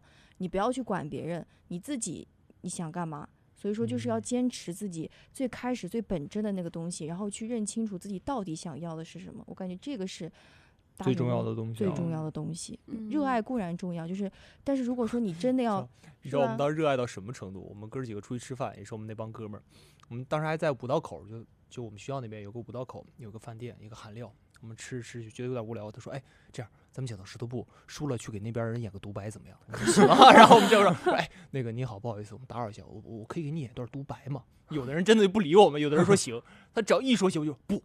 您该听听真相了。您在这个家里受过就直接开始临阵起手，那哥们儿都这样。那你是 I 人还是 E 人啊？我是 E 人，我是 E 人。你是 E 人，吓死我！那个时候我们真的就是解放天性，你怎么可能能挨呢？你输了以后，所有人都在那盯着你看，饭也不吃了。你不去，今天这饭就不吃了，就去了。时间久了以后，慢慢就打开了。但是我就是觉得你们是因为够热爱，所以你们的初心就是一直都保持着。但你说我最开始那几个热爱的兄弟，现在有的已经回广州，他去做自己的生意了，然后有的也去青岛准备结婚了。你说他们热爱吗？他们固然热爱，但在现实面前，他们也要去衡量自己以后人生的发展方向。对，也是很可惜的生计。那天跟他打电话，我说兄弟，你不回北京看看吗？他说我下次回北京就是旅游了。因为我们第1年毕业以后，我们住在一块儿。他说，就我只能旅游再回去了，我回不去了。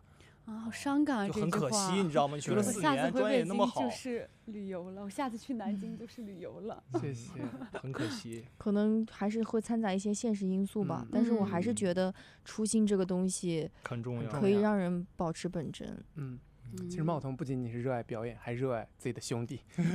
确实，是的，听到了吗？兄弟爱到，我到时候发到群里啊，每个人给我点赞。好爱啊，就是张口闭口，感觉就是情谊很深。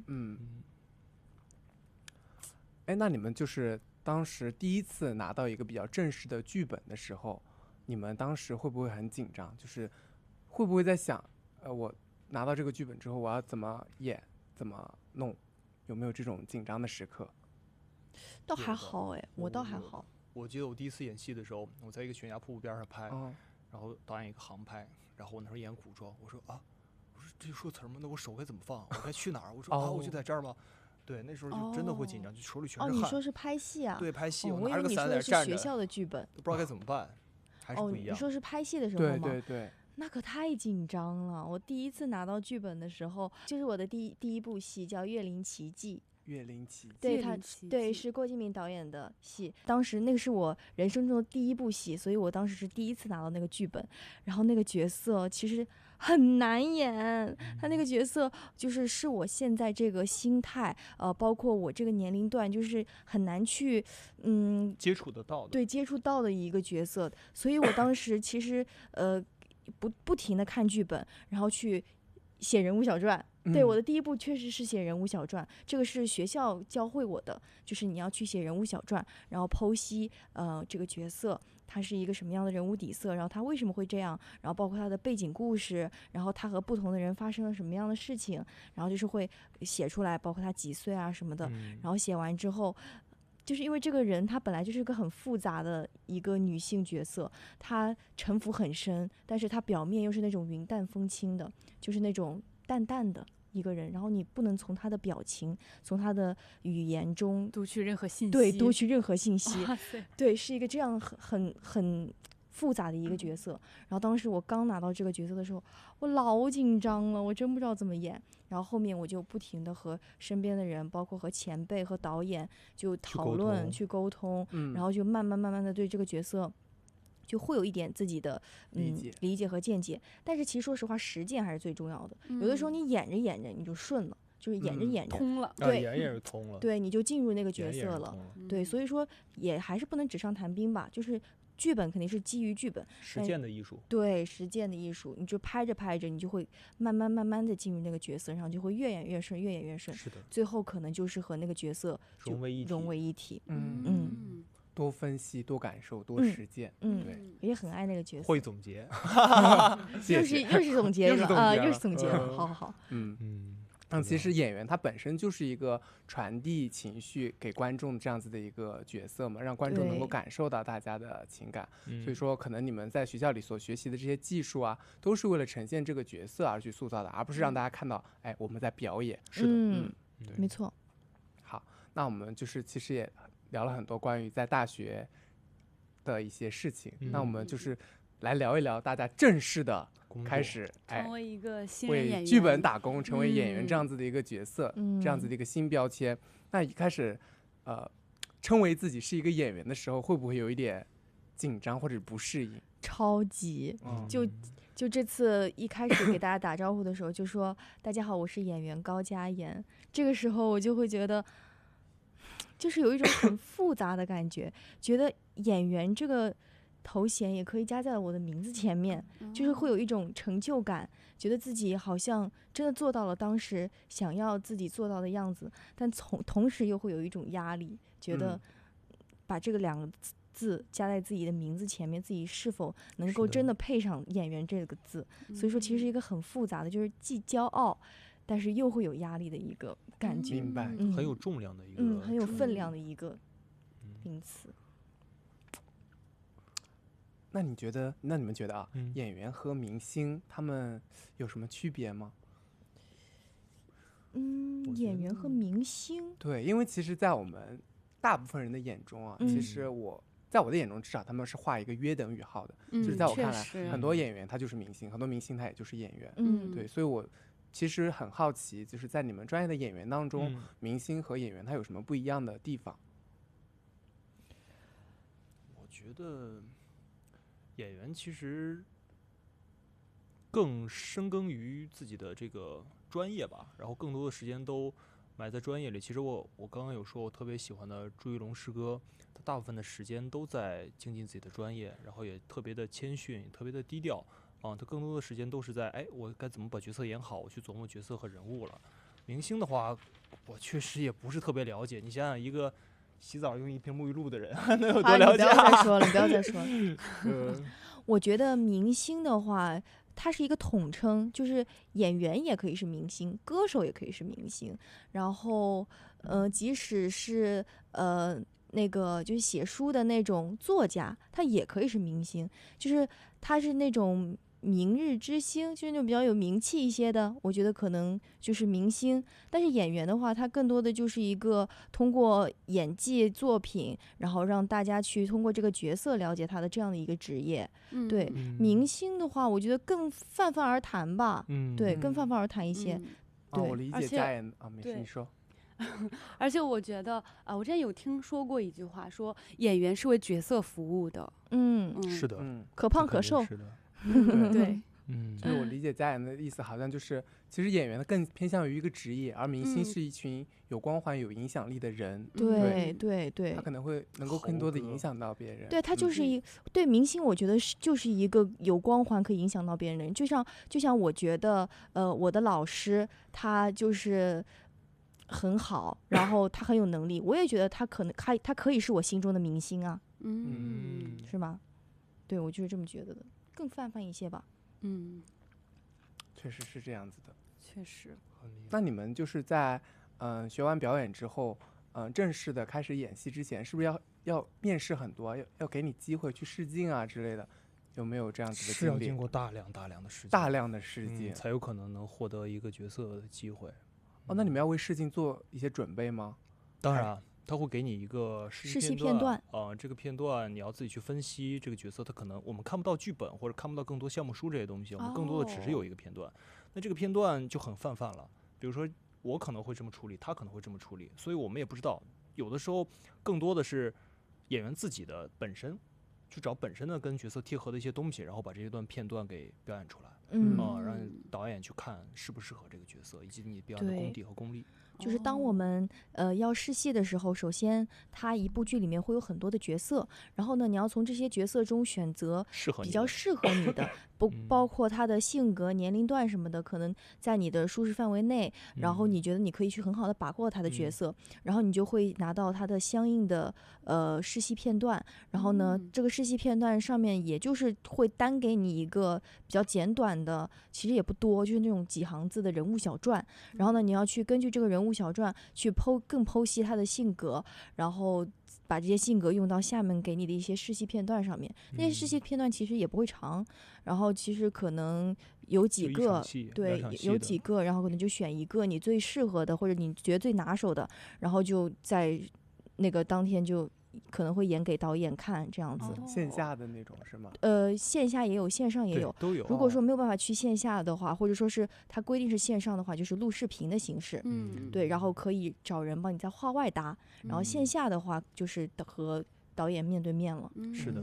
所以像你们试戏的话是你自己去选择一个角色，而不是导演让你去演这个角色，也不一定会有，也不一定。试的时候，导演就会把这个角色给你。对，我们更多的是被选择。对，就是可能导演看到你会觉得，你这个形象什么的，对，倒是还挺适合这个角色的，要不你试试看。然后我们可能就会当场拿到他的试戏片段，然后去消化，然后消化完了之后再演给导演看。导演也会临时调整，他说：“哎，我觉得你更适合这个，你来试试这个。”对，因为每个人觉得你适合的都不一样，可能你觉得你自己适合这个角色，但导演看到你对你的感觉，就觉得你和这个角色你有更多的潜力啊，更多的还挺贴合的可能性。对。但是我觉得都是好事啦，因为有更多的机会嘛。对。那你们在就是那你们是怎么找到这些试戏的机会的？就比如说会有在哪里发通知说什么途径是吗？对啊，我们这里招演员，你们快来试戏吧！优秀的演员们，你们快来试戏吧！最早的时候，我们没有签约公司的时候，更多就是自己。你像北京，它会有一些独立的经纪人，这是一方面。如果不想合作独立经纪人，更多的是你会知道有几个点，就比如说北京有一些固定的剧组筹备的地方，你可以去，然后给自己的资料打印出来，纸资料发给他们，然后问问他们有没有合适的角色，自己去跑组，这样跑。如果你有独立经纪人的话，独立经纪人就会帮你去做这一步。然后，但是我们有了公司之后，更多的就会有一个更系统化的公司内部的一些经纪人就会帮我们去跑组啊，把这些事情都做好。他们也会给你进行初步的筛选。是的，就是经纪人会给我们初步筛选掉，而且他们会知道更多的剧组的信息。是的，他们会比我们信息面更广阔一些，就是我们可能还是比较局限的。然后他们就会筛选市面上的一些适合我们的项目，然后再从这些适合的项目里面就选择适合我们的角色，然后我们就是试戏。对，我是属于就是经纪人给我就是这样的一个剧本，然后我去完成这个试戏的，就是我还算是比较幸运，我没有经历那个跑组的过程。哦，原来是这样。对对对。说到这里，我很想知道，就是你们是什么样的契机，或者说有什么样的故事，让你们就是签上公司这样的一条道路？我就是其实当时我进入大学的时候，我大一的时候是没有太多这方面的涉猎的，我就当时就吭哧吭哧的学，然后到了大二大三之后，我才发现我说演员是要签公司的，就是要后面要通过这个公司这个平台，然后就是去让自己演戏这些东西的，然后我就开始在社交平台上面更新一些自己的日常啊，包括一些因为我喜欢拍照嘛，就发一些自己的美照啊什么的，然后后面慢慢的就会有那个经纪公司在那个一些社交平台上面对，就是联系我，就说啊，你有没有这个签约在身意向啊？对，有没有意向来我们公司聊一聊啊？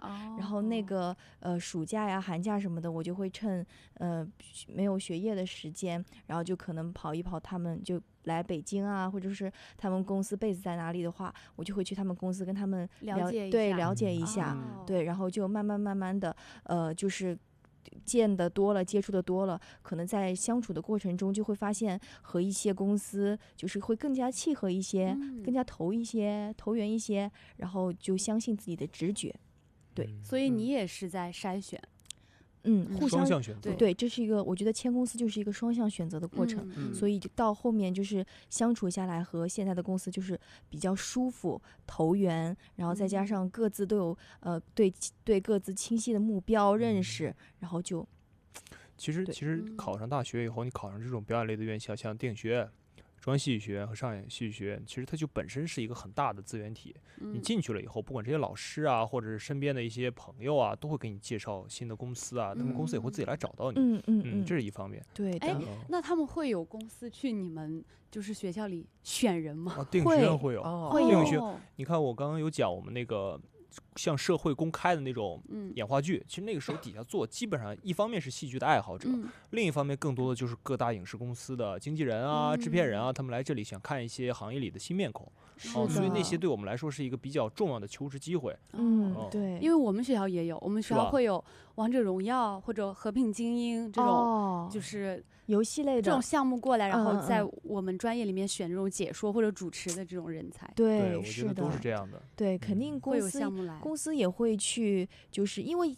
也不一定每一个好苗子都喜欢发一些社交媒体，可能有些人就是有自己的个性什么的，他们就觉得不爱发就不爱发，就对。然后所以我觉得一些如果说真的想要去挑选好苗子，或者说是发现一些新人的话，就会去相对应的公司学校啊什么的去挖掘。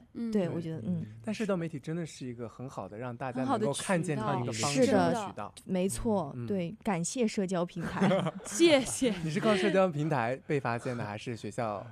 都有，就是因为我不是建了很多公司嘛，然后就是当时也确实是有很多的机会，所以说就是在学校里面也有被找到过，然后包括我当时还在学校里面接过那种，就当时走在学校里面，然后有一个拍珠宝的，就问我愿不愿意拍那种珠宝，或者说拍平面那种服装啊什么的，我还拍过几次呢。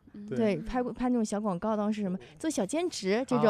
我当时是我也有，我当时是有一年我做考务在电影学院，就把学生们带进去，然后做完考务以后，就会有一方面是经纪公司的人来找我，另一方面还有一些做一些就是那种线下推广的，比如说你来我们这个有个什么节，你来玩一下，拍照片啊，发一发社交媒体啊，就会有一些报酬。那时候会有一些这种赚点生活费，对，狂赚。对，所以说在学校里面其实也会有这种偶然的机会。那很棒。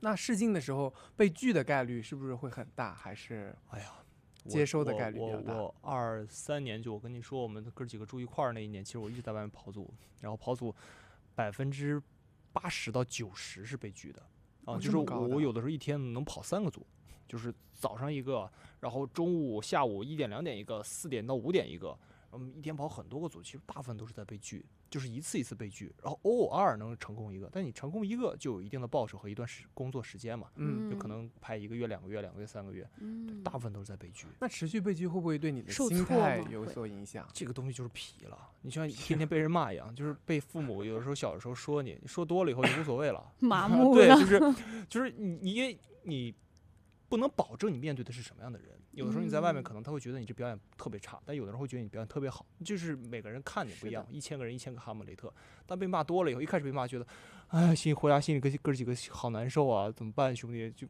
感觉自己不会演戏。时间久了以后，他没有欣赏的眼光，他不懂，对他不懂。我觉得内耗别人不如外耗，真的这句话特别对，不耗别人，真的就是还是要自己内心强大更重要。对。我觉得就是建组肯定会有很多次就是被拒绝的，因为其实说实话，现在就是也不是说你就适合每一个项目嘛，毕竟项目其实像角色什么的，也不是说你就能驾驭好每一个角色，其实这有一点点看机遇，但是更多的就是我觉得要稳住自己的心态，就是可能你这次被拒了，你想说可能还有更好的项目在后面。不要着急，就是不要说为了一次失败什么的就否定自己，觉得自己是不是演得太差了怎么样？但或许是导演可能会觉得有更比你适合这个角色的人呢，也说不定。你不可以去就是否定掉别人的一些努力什么的，可能别人就更适合一些。所以说就还是把自己做好，然后把表演磨好，我觉得就可以了。是的。我觉得被拒的很大原因就是因为角色只有一个，但是演员有很多对啊，对，所以他们有很多选择，你可能只是差一点点就比较适合这个角色。就其实就这一块儿，但是所有人都要去争，所以我觉得就是让自己心态变好一点，然后认识到这件事情，去接受它。其实你看，我们学艺考其实刷了一波，然后艺考到大学，然后大学出来到社会又刷了一波，那社会再到建组又刷了一波，对吧？你艺考的时候可能只是我们同龄的人之间的战斗，对吧？到社会上我们去竞选一个角色，可能是相差几岁的人，你的师哥师姐或者隔壁学校的师哥师姐，我们很多人去竞争这一个角色，是的。所以我觉得被拒是一件很正常的事情。真的挺正常的，要有一颗很强大的内核。是的，你自己回家哭就行。然后现在其实市面上很多演员，他可能不像你们就是电影学院或者是一些专门的戏剧学院出来的，他可能是半路出家的，非科班出身的。你觉得科班出身是成为演员的一个重要的条件吗？完全不是，就像我刚刚跟您说的一样，他那个天赋和努力，有的人就是灵气在顶着。他只要有这个灵气，这小孩本身就很灵，这个演员可能本身就特别灵，他其实够了，而且他东西都是真的。就有的是乱拳打死老师傅，在我们行业里经常有，就是这个人他本身就很灵，他想通了这个事情，他不需要那么多表演的技巧去修饰。表演的技巧修饰是一方面，那另一方面就是真的。那你说我本人真够真了，那我这些东西完完全都可以抛掉的。对，真的是乱拳打死老师傅。很多时候我有时候在外面演戏，我说哦，你没学过？他说对啊，我1天都没学。我说啊。那我这4万交的什么情况？我这大学4万块钱。对，真的是就是一些你如果说是真的就完全玩真的，你在一些方法面前，他们真的拿你一点办法都没有。就天哪，他就是玩真的，那我用什么方法我接不住啊？他就是跟我来真的，所以我觉得就是真听真看真感受，又回到这个上面了。因为其实你先说。那就是像你们在学校里系统学习的一些方法论技巧，这种会成为你们的依赖吗？我说实话，我觉得可能会时间长了会容易成为依赖，因为你就知道这个东西太好用了。就像你去切一个水果一样，你手里有一把刀，然后还有一个比较钝的刀和一个比较尖的刀，你时间长了用尖刀用顺手了，你就不会再用这个钝刀去切了。所以这是我们很多演员到一定年龄以后会回炉，就现在我也会回炉去跟一些新的老师再去学一些表演的东西。其实我在慢慢的找一个自己的平衡点，因为你完完全用真的东西也不够，那这个戏可能就不够精彩了。早晚会有一些设计的，那有这些设计如何又能保证真的，就是我们一直在琢磨的问题。就是真的会容易有依赖的。确实。应该可能因为你比我大了5岁吧。没关系，我们3个都大你5岁。我们仨都大你5岁。就是其实刚刚所说的那个光环和枷锁的问题其实如果作为一个影视从业者来说的话，我站在他们的角度考虑可能也会更多优先选择你们戏剧3大学校的这个专业院校的。对，因为确实你们是通过层层筛选选拔出来的优秀的这些学生，可能会给予你们的机会会更多一点，这就是你们所谓的这些荣光或者是加成，而且会觉得专业院校的会靠谱一点。对，就像我们理工科的一些高校，比如说我们电子类的一些企业头部企业招聘的话，肯定也会优先选择比如说电子科大这种学科 A 加的这种学校嘛，其实相当于你们是在你们这个行业里面学生当中的佼佼者了，所以有一点 buff 的样子。对，是的，当然确实也承担了一定的压力了。是的，没有退路。那在成为演员之后，除了表演之后，会遇到一些其他的杂事吗？比如说要进行一些社交之类的，比如说要和导演吃饭，要和剧组的工作人员社交啊，或者是要和一些同一部戏的一些演员社交，这些会给你们带来压力吗？面对很多以前没有面对过的场面。对，因为其实在大学里面演戏就是和同学嘛，是的，就是大家都知根知底，也都很熟悉很了解。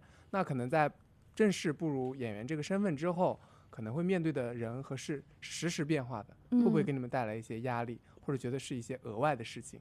因为正常来说，其实我在剧组里面就是我们会有开机宴，然后会有杀青宴这种就是大家会一起吃个饭。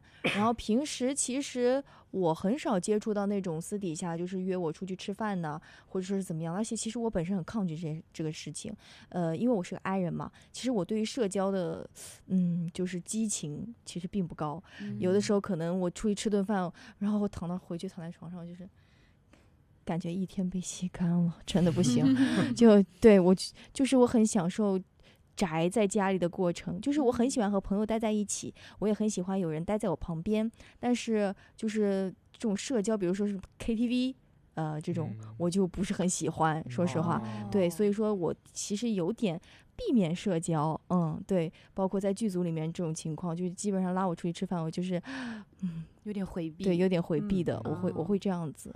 那会不会有一些所谓的机会就会出现在这些社交场合当中？你可以这样想，比如说我今天给你吃顿饭，我会把我投资了很多钱的一个项目，就因为这顿饭给你吗？不可能吧，对吧？或者这一顿酒，我因为这一顿酒能把我投资那么多心血的东西一下给你吗？也不可能。我觉得这个永远是能力居上。对，你只要能力够了，机会都会找过来。哪怕你能力够了，可以拒绝任何东西。我天天在家待着，那东西也会找上我来。我有不可代替性就够了。对，不可替代性。所以还是要磨练好自己的专业能力。是的，还是要磨练好所谓的一些社交更加重要。没错，是的。我突然想到一个问题，都说演员要有自己的特色，要有自己的这种辨识度，那但是又说演员是需要有那种塑造感的，就是可塑性需要很高。那会不会一个人他太有特色了，导致他就真的只能演就这一类的角色，然后导致他的可塑性就没有那么高了？那你特色到啥呀？不是会有一些特性演员之类的？特性演员，或者是某一类演员他演过一类角色之后，大家对他的标签就是已经是那个了。比如说我演了一个坏女人，然后大家就是导演啊或者是观众对他的认可就是他出现了就一定是坏女人。对，而且我记得好像有一个演员，那他肯定演得特别好。我觉得国内是很容易出现这种情况，很多都是因为大家一个标签以后，所以很多演员都在去标签化，大家都在去标签化。而且你本身演员就是一个人嘛，都是很复杂，我有这一面也有那一面。我跟你们的人物关系是这样子，我可能坐在这儿正襟危坐，但我跟我的朋友、跟我的上司可能是另一种状态。所以我觉得在很多状态，大家都有很多种标签可以去选择，可以去用。对。那会受外形所影响吗？那肯定，我也不能去演一个娇小的女孩吧。你这个不是外形，这个是性别问题。但是我说实话，我们作为新人演员，倒确实没有目前没有接触到过这种什么所谓的标签化哈。因为其实我基于我自己，我觉得我现在还算是一张白纸。我觉得我更多的就是去基于我自己演一些适合我的角色，就还没有到所谓的转型的这个过程。已经被他传染了。对，很好用。转型，对转型的这个过程，就目前还没有到。但是我觉得，就是如果说你，就是大家都觉得你就专门演这个角色，那我觉得那可能也算是一个肯定吧。对，也算是一个好事。对，就是反过来想，可能就是因为你演的太好了，就是在这个同一个赛道里面，比如说演坏女人，大家就只能想到你，那你就是演的最好的。对吧？确实也是一种认可。有什么不好呢？对，那你们是怎么就是选择剧本呢？比如说，我们是剧本选择我们。剧本好吧，我没有到那一步，都是茂头你来看这个，我说来了姐来了。对，我之前好像有刷到那个黄渤老师，他说他平均1周可以收到5到7个剧本，这很幸福，对，这很幸福。好像是我在某一档综艺节目里看到他有提过。我们现在其实还是被选择的，我们会努力的。你们一定会成功的，谢谢优秀的人。对，谢谢。那你们聊一下自己就是如何被发现、被签约的这个过程呗。签约就是在那个社交平台上面吗？我是朋友介绍。现在行业里就是跑组跑多了，多多少少能有一些朋友人脉，对，他会跟你介绍说，这有个很好的机会，你要不要来试一下？我说来了，就这样。那也挺好嘞。那你们现在有自己的经纪人，对不对？我俩是一个。你们俩一个经纪人。我就跟妈妈一样，我们经纪人。那你俩会吵架吗？不会吵架。我给他的备注就是严母，严厉的母亲的那个严母，然后后面是他的名字。是的。他平时会对你们的一些生活会有一些要求吗？比如说不能吃太多，或者是会有的。会给你们一些管制。他对我们的生活，就是他不能说他管我们的生活，但他会对我们生活方方面面进行一个照顾啊，包括就是指导什么的。就比如说，他看到你胖了，他就会让你瘦一点；看太瘦了，让你吃胖一点。然后比如说，佳妍啊，我觉得你这个，最近皮肤不是很好啊，就是你要好好的就是补水，然后敷面膜。然后今天你几点来公司？我今天有个试戏嘛，他也一定会到场，就是会陪着你，把你的资料递给导演啊什么的，就他更像是一个妈妈一样，是的，就是陪伴着你，然后在背后支持着你，对，也关心我们，非常关心我们，从生活、工作各方面关心我们，非常非常好的一个经纪人，很负责。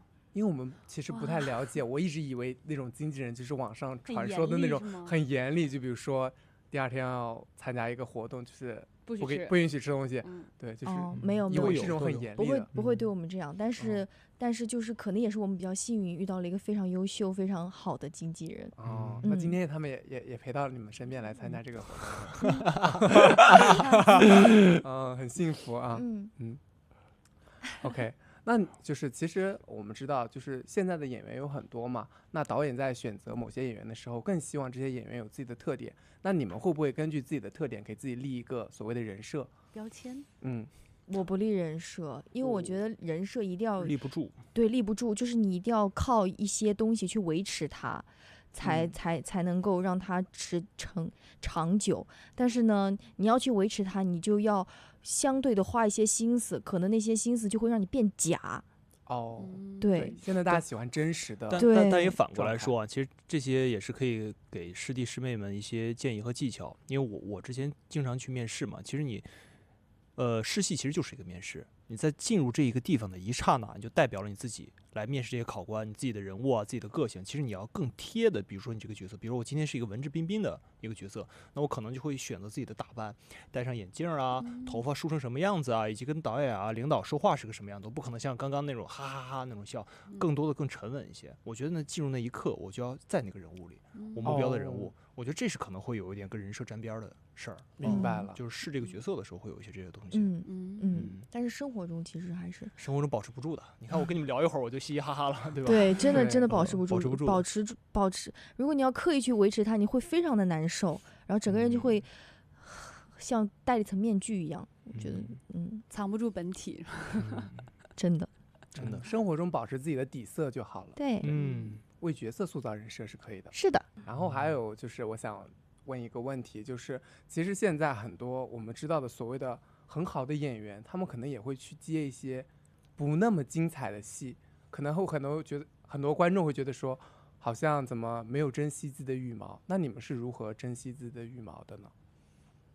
首先，不好的或者说是真的不太好的项目，不太会到我们这里头上，基本上就是已经被我们的经纪人在他那一层就给砍掉了。对，其实我觉得羽不羽毛这个事情啊，更多的不在于它本身，更在于现实和生活。你说你没有戏拍，你得吃饭，你得交房租，对吧？你不得不去做这些事情。那没有人是不会珍惜自己羽毛的，我觉得大家都是很想去摸到更好的戏，拍到更好的作品。可是当你现实的生活压力摆在面前的时候，你没有办法不去拍这些东西。确实是一个新的角度。对啊，有些人可能是为了利益，有些人可能就真的只是为了生存，为了谋生，没有办法的事情。没有办法。有些时候需要向生活妥协一下。对，肯定要向生活妥协的。好，说到这里突然很荡。对啊，怎么感觉？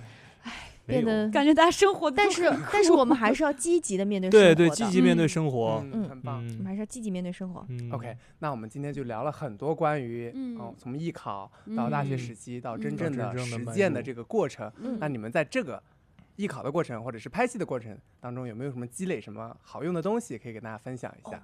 好物分享，先从我们身上开始说起吧。我们今天身上有什么可以推荐的好物？我觉得啊，给大家推荐一下好物。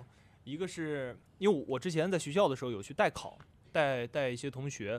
我觉得那个时候，首先大家在冬天去考试都会很冷。我带进去的时候，大家都会在电影学院小剧场。到三试的时候，大家或者现在是复试小剧场，大家都在等待。那第一批进去的人肯定会第一批考。那大家在那时间久了后就会犯困。有的人会睡着，可能会肿。那个时候我觉得大家其实等时间很久，一方面是要准备一个杯子，里面放一点能够提神的饮料，这是其一。其二，我推荐大家用一个东西鼻通。对，你要在马上上台要去2楼去考试的时候，大家狠狠的吸一下，把状态调整到最好。你就别睡着，千万别睡着，也别肿。